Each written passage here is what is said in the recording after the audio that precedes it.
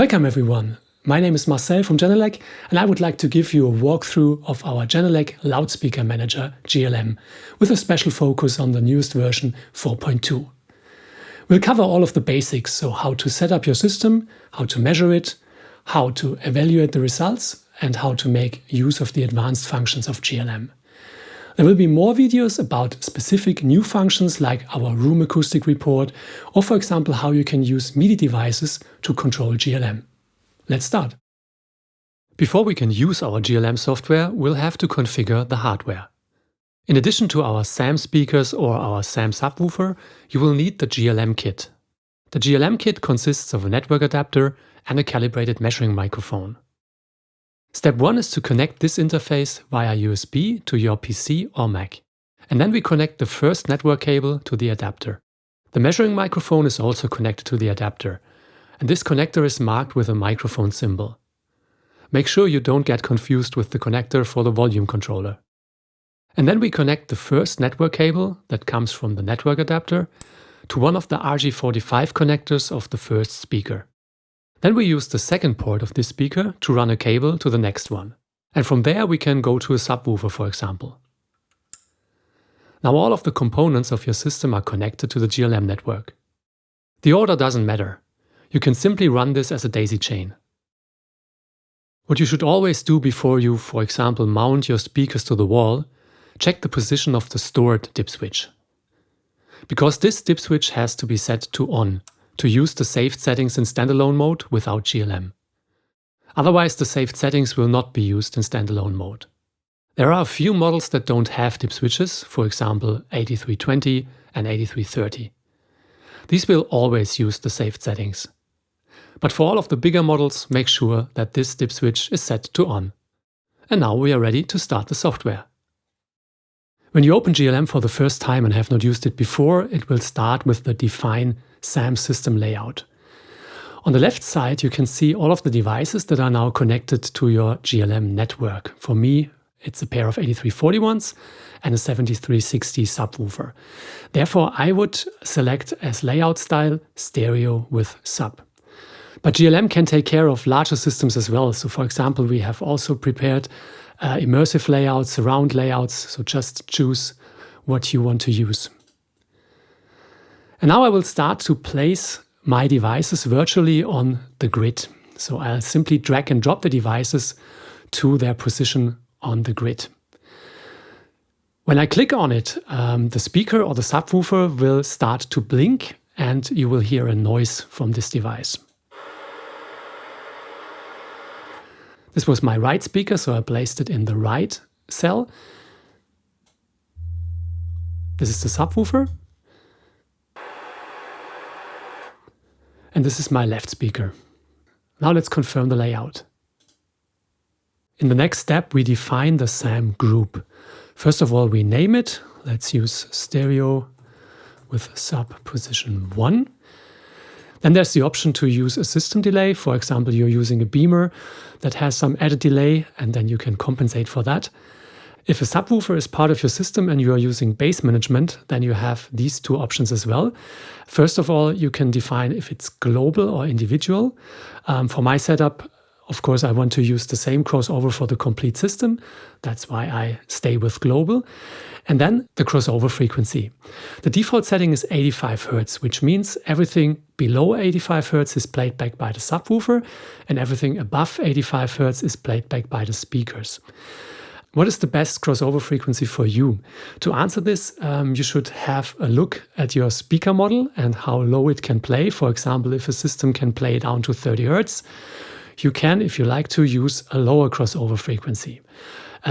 If you are seeing a problem, for example, in the frequency response of the speaker, let's say there's a dip at 70 Hz, we will discuss this later, how things like that can happen, then it would make sense to use the subwoofer in that area. Because ideally the frequency response of the subwoofer is linear in that range.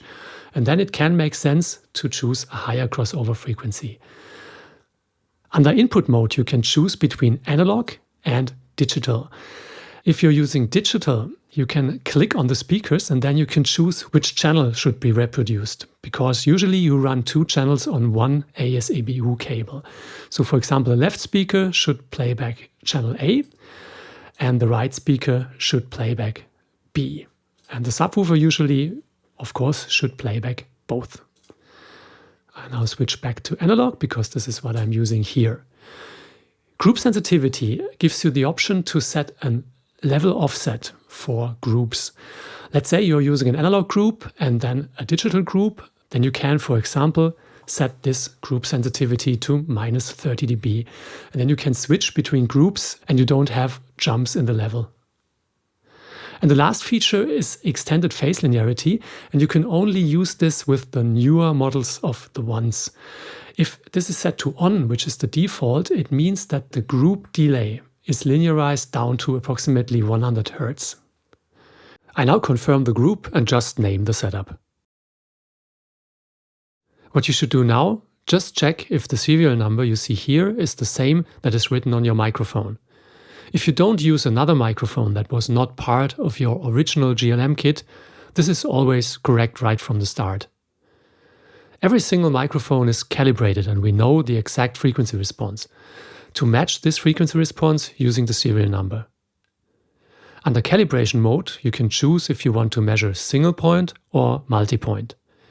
For a typical stereo setup, I would always start with single point.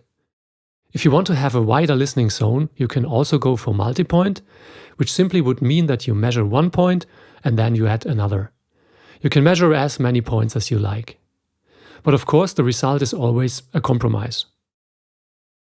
Symmetrical EQ is the default option, and this makes perfect sense because it means that we'll have individual EQs for the bass range and symmetrical EQs, which means the same EQ setting for left and right for the mid-range and the heights. Somehow you get the best of both worlds. The symmetrical setting in earlier versions of GLM, before version 4.1, used exactly the same filters, also for the bass range. But if a speaker has a completely different response in the bass range, for example it's positioned in a corner, you won't get the same flat frequency response in the bass for both speakers. But still, it's of course true that if you have the same filters for the mid-range and higher frequencies, this will improve your stereo imaging and especially the phantom center. So therefore, you should always start with symmetrical EQ, even if your room is not symmetrical or the speakers are not placed symmetrical. If you want to have completely individual filters, then choose this setting. And then of course we should always use AutoCal 2, which is the latest version of our calibration algorithm that is calculated in the cloud. If your computer does not have internet access, you can also download the old local AutoCal package, which is AutoCal 1. The moment you click on Start Calibration, you'll realize there's something new. So first of all, you see 2 diagrams showing you how to position your microphone. It should be at ear height, pointing upwards at your listening position. And then a fantastic new feature of GLM 4.2 is represented by a small checkbox on the lower right side, which says Generate GRADE Report. So if you click this box and if you are logged into your account, you will receive a detailed room acoustics report as a PDF by email to the email address that you are using for your account. It will give you a lot of useful information about your room acoustics and how your system performs in your room. As this report is really complex, I won't talk about it in detail here. There will be a dedicated video just about the GRADE, the Room Acoustic Report. And of course you can find a lot of information on our website as well. The room dimensions you enter here are used to have a reference regarding the reverberance of your room. So the so-called RT60 time, for example, can be longer for large rooms and should be shorter for small rooms. Yes, and of course I want to receive this report, so I click the checkbox. And then I start the measurement. There is a short countdown of 5 seconds to get out of the sound field. And of course the room should now be quiet.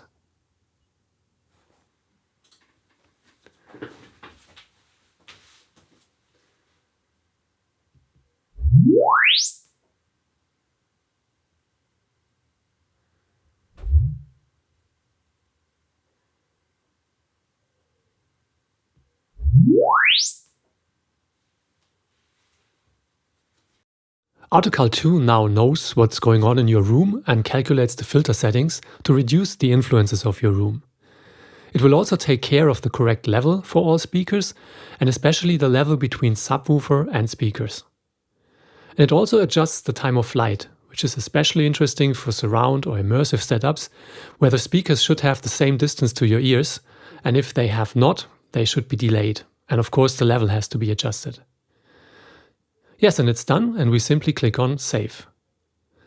Once more, you get the information that the Room Acoustic Report GRADE is generated, and you will receive it by email.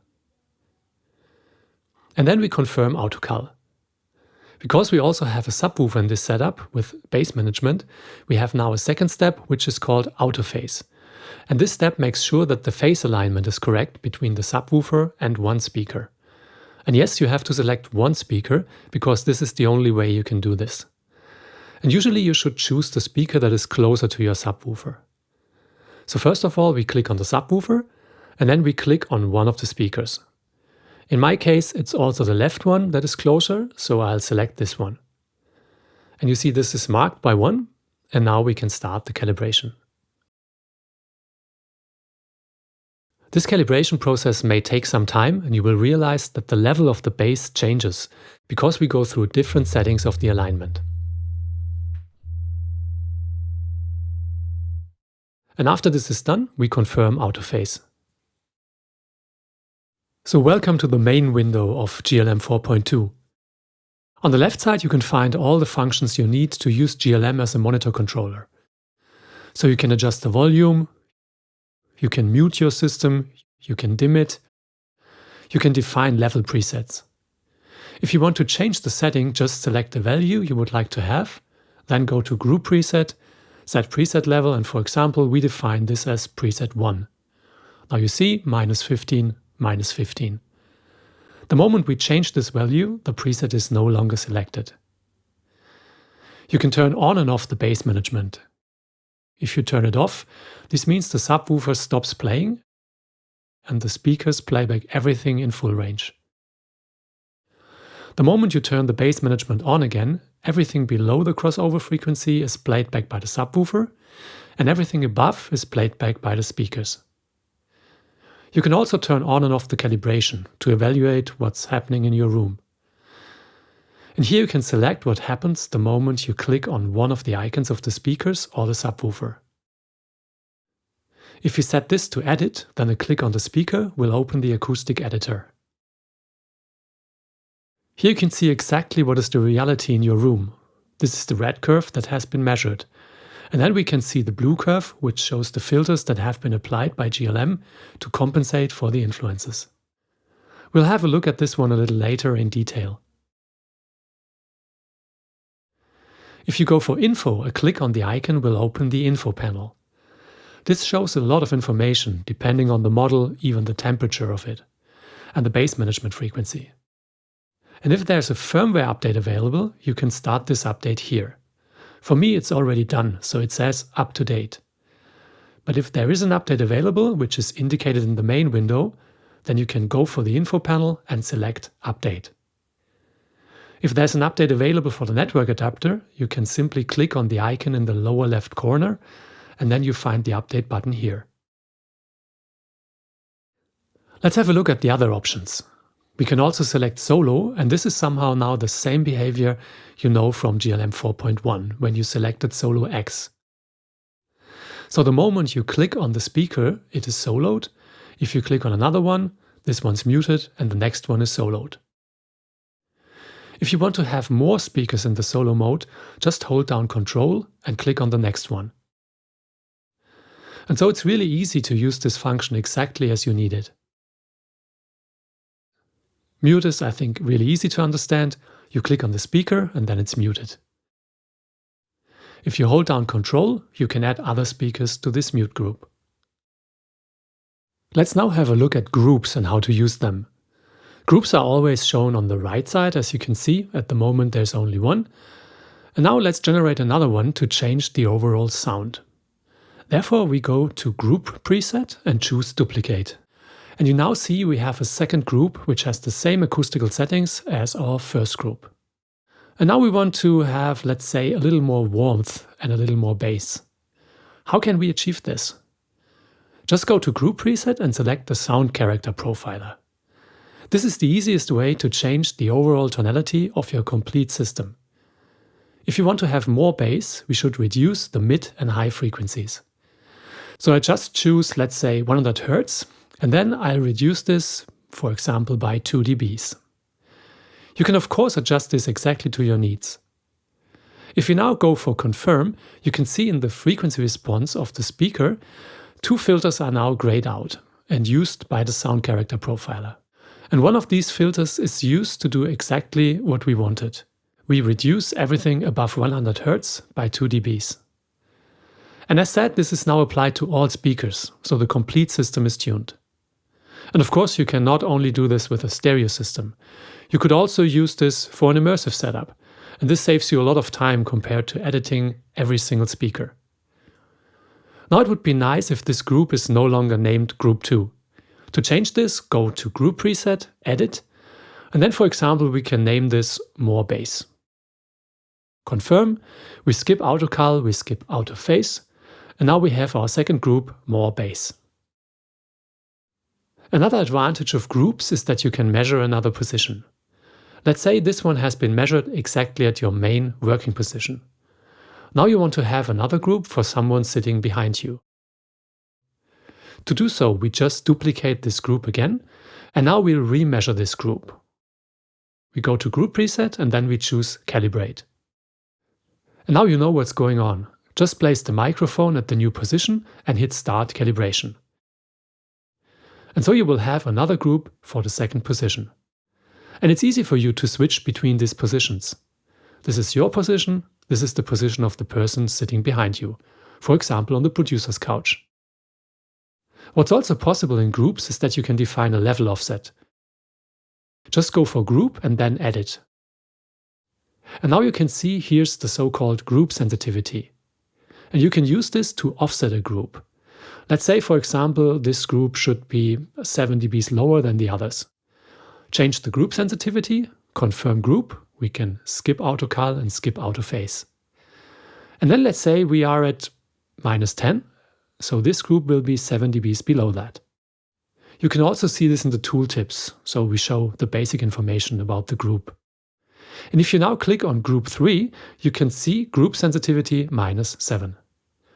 This can also be used, for example, if you are using AES EBU, and let's say you're usually at around -30, but you still want to use the complete range of the fader. Then you can define an offset for this group with -30 dBs. And this would mean that if the fader is completely up, you're still at -30. I can now show you another way of setting a maximum level restriction.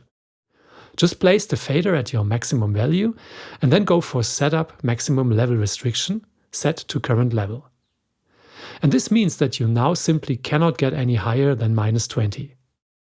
If you want to undo this, just go to Maximum Level Restriction again and choose Remove. And these features are really useful for the safety of your ears. I'll now show you how you can store settings to your speakers for standalone mode, which means that the GLM network adapter is no longer connected to your computer or the speakers are not connected to the GLM network. First of all, I select the group settings I want to store, and then I go to Group Preset and Store to Loudspeakers. And here you can adjust a lot of options. First of all, the startup level. Let's say we work with -10 because this matches our source, then we should have -10 here as well. So the speaker will wake up with this sensitivity setting.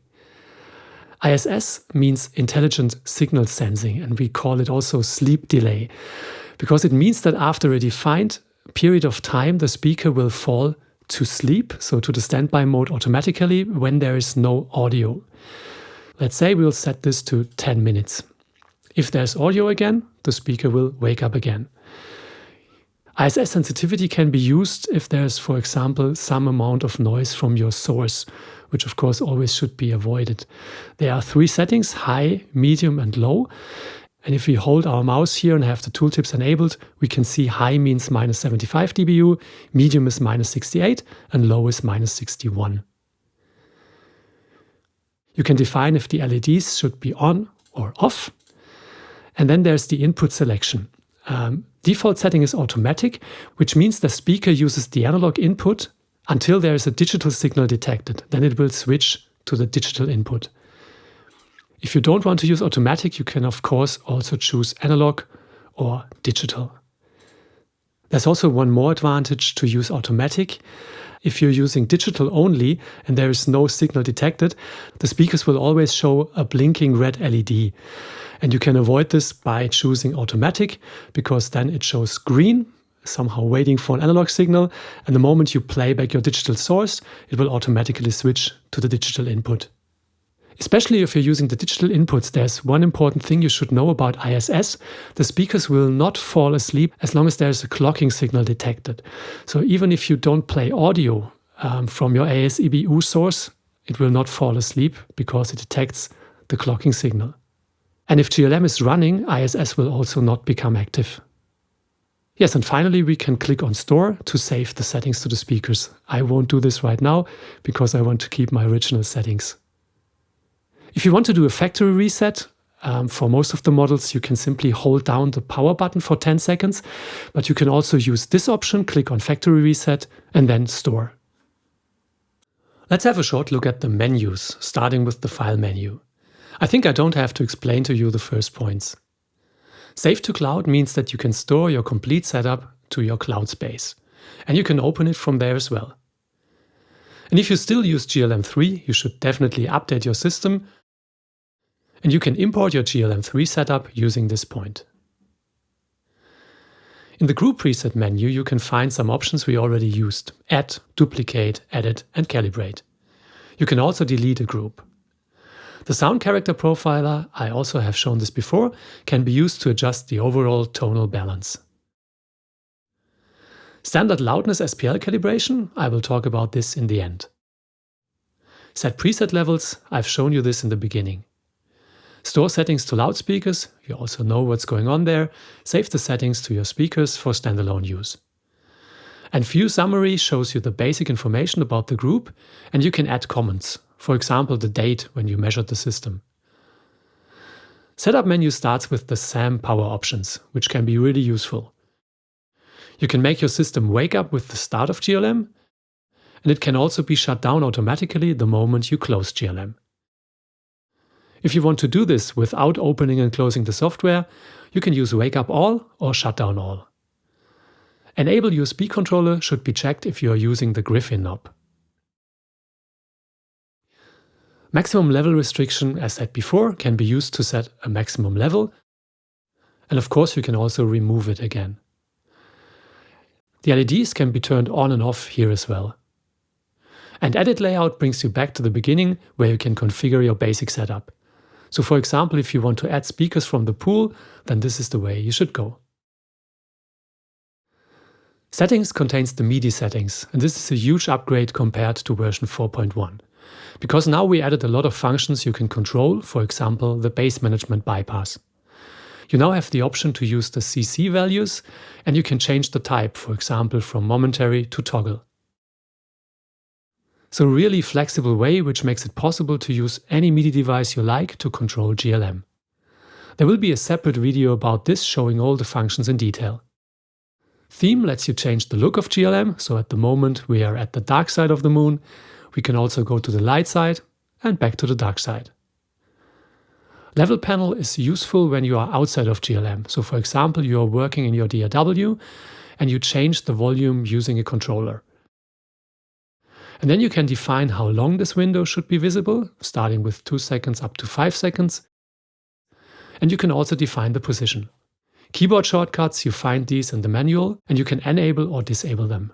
Language, just choose your own language. We are continuously working on adding more. And tooltips, if you enable them, you will get tooltips the moment you point on a function, just to get a short explanation what's happening here. In the user menu, you can see at the moment I'm logged in. This is my username. I can of course also log out from the cloud. Under services, you can choose product registration, which brings you to your setup, and then you can decide which model should be registered. And this is highly recommended because then you will get an extended warranty of 5 years in total, covering the spare parts and the labor costs. Another option under Services is Get Support, and this means you can get in contact with us. You can describe your issue. You should always check this one, that the current setup file is attached, because this makes it easier for us to check out what's going on. And you can also add an image or a photo, for example, showing your studio environment if you have questions about room acoustics, for example. And under Help, you'll find the manual. And there's an option to export your setup to the desktop. And of course, About tells you that at the moment you are up to date, you're running the latest version of GLM. As promised in the beginning, let's now have a closer look at the frequency responses of your system, how you can evaluate them, and what you can learn from them. If you want to show these, just select Edit and then click on the icons. I'll now start with the subwoofer. First of all, we always show 3 curves, a red one, a green one, and a blue one. The red one shows the real frequency response that has been measured in your room, so this is the reality. The blue curve shows the filters that GLM is using to compensate for the influences of your room. For example, here you can clearly see we want to compensate this boost, so therefore we are using this filter. And the resulting response is shown in green. As you can see for my subwoofer after the calibration, everything's okay, because the green curve really looks linear. So I have large boosts caused by my room acoustics. This is a small room. But these boosts can be compensated. If you would see large dips in here, in this range of the subwoofer, you should always try to find a better placement for the subwoofer. It's important to place the subwoofer close to the wall, because this ensures that at least there is no reflection from the wall behind the subwoofer that can cause a cancellation. But of course, also other walls, like the side walls, could have an influence. And therefore, it makes sense to simply change the positioning. For example, more to the left, more to the right side. It's usually also recommended to have the subwoofer not directly on the middle axis of the room, simply because room modes love symmetries.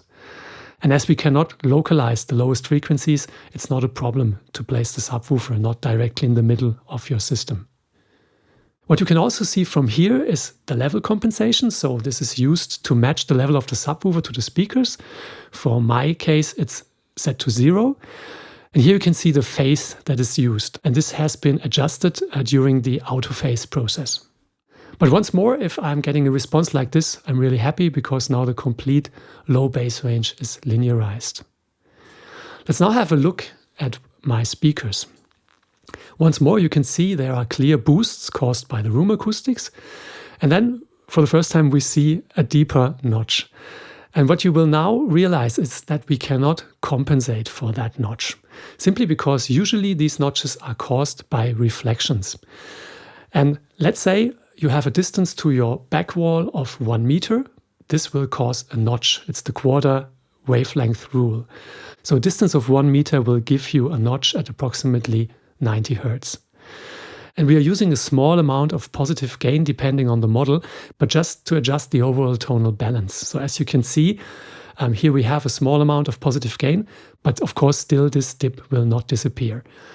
The only chance to change this is to find a better positioning of the speaker, for example close to the wall, to use some treatment like bass traps, or sometimes you simply have to live with it. For example, this can also be caused by your floor, and then you cannot do that much about it.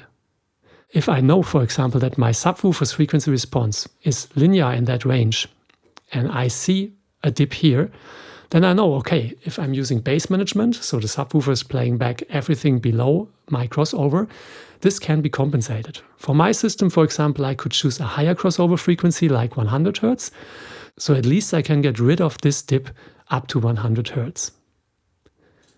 Let's have a look at the other speaker. Once more, you can see these boosts, but for example, this range is better on that side. If you see these ups and downs in the higher frequencies, so the upper mids and the heights, GLM is not doing anything here, simply because this is absolutely highly dependent on where your head is positioned. So a slight movement to the left or to the right will change this response, and therefore you should not do anything there. And it's really important to understand that some ups and downs are absolutely normal. You will find these in the best studios, and of course our ear can compensate for it.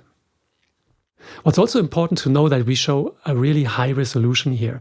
So for example, we are using a smoothing of 1/12 of an octave in the bass range, so you can really see the details.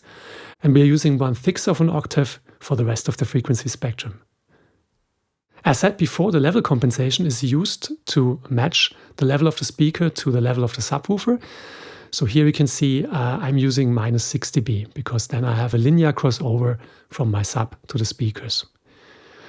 Time of flight usually is used if your speakers don't have the same distance to your ears. For example, in an immersive system or in a surround system, one speaker is closer to you because you cannot mount it in another position.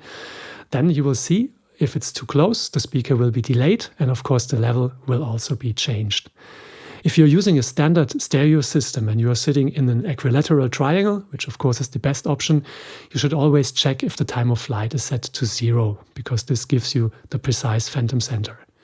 If you're having any problems with this phantom center, you can of course use level compensation and time of flight to fine-tune this exactly to your needs. And of course you can edit all filters that are used by GLM. We're starting with the shelving filters, then you see the notch filters, and at the end you can always find a lot of filters that are not used at the moment. So if gain is set to 0, these filters are not used by GLM, and you can make use of them to further optimize the frequency response. So to sum it up, place all of the components of your system as good as possible. So for example, check out our monitor setup guide, and you will find a lot of recommendations where you should place speakers or subwoofers. Then have a look at the frequency responses after measuring your system and think about if there is anything you can optimize with the placement. Then of course it's always recommended to have acoustical treatment for your room, because this also helps with the time domain, for example with the reverberance of your room. And if you follow all of these steps, your system will be a perfect basis to work with, or of course simply to listen to music. Finally, let's have a look at the standard loudness calibration. This allows you to calibrate your system to a loudness standard. You can choose the standard you want to use. The default is EBU R128. You can choose the LOFS value you want to calibrate to and the SPL at standard level. And then you simply place your microphone at your listening position and click on Start Calibration.